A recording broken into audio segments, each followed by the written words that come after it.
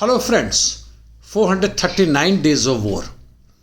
In the background, what you see is the rising movement of the people, farmers, workers, intellectuals, youths in New Delhi in support of women wrestlers and athletes who have been sexually assaulted by their bosses, so-called bosses, by the coaches, by their federation leaders and presidents. This by and large happens globally, but more openly in India, and finally these women, girls have decided that they will not tolerate it anymore.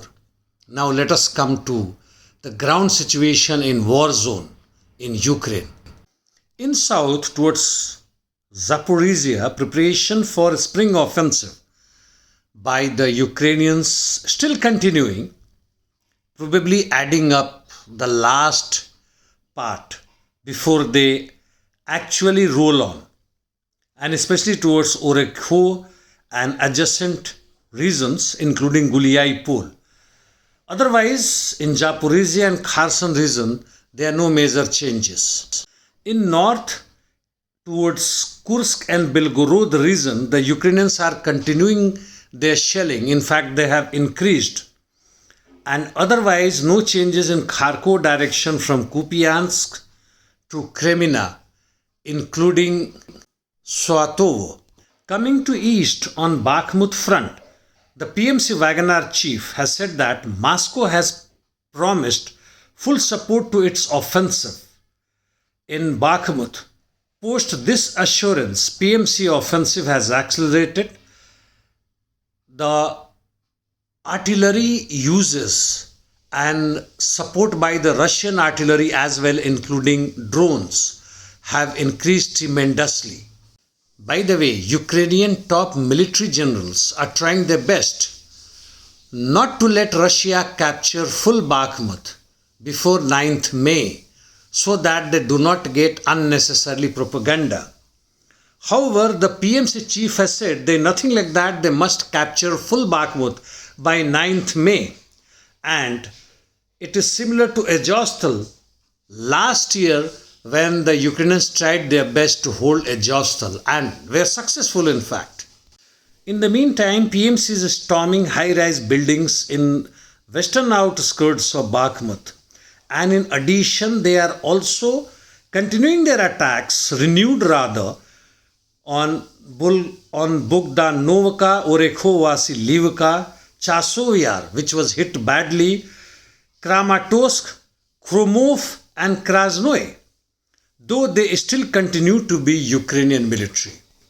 Not only that, though the Bakhmut main supply route for the Ukrainians have been cut badly, they no existing road with them, they are still continuing to feed their troops both with men and material, sufficient munitions to continue their offensive and defensive operations. And this is through unprepared path, oblique roads and fields, which is a commendable job.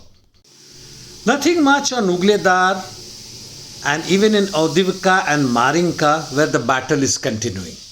This is the overall scenario from the war front.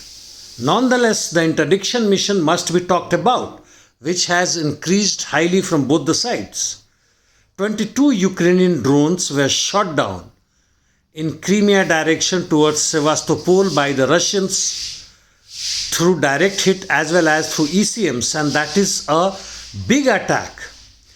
The Ukrainian forces have also increased their shelling in rest of the Russian-held regions as well as in those Russian areas like in north, which I have just talked about, which originally belongs to Russia.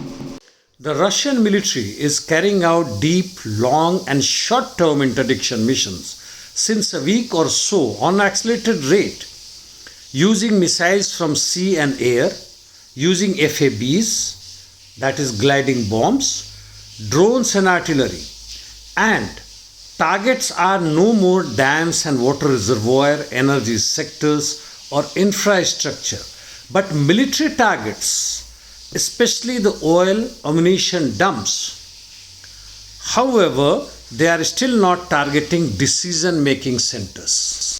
Powerful aerial attacks have been noticed in Chasiv Yar, Slavyansk, Kramatorsk, Odisha, Kiev, and other places.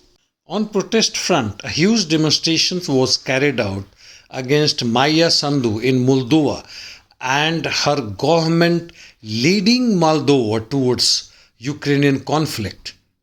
Few other important informations. Syria has joined Arab League after 11 years and US finds this moment to be appropriate to condemn it, while its officials are in Saudi Arabia to discuss Middle East. Sudan and Palestine are still burning and Yemen is still not fully peaceful. And finally, Turkey has found it fit to openly say that it has rejected US request to send Russian S-400 to Ukraine against Russia. An advice: when you analyze a situation, do not isolate with other situations which could influence it. Thank you, friends. That's all for today.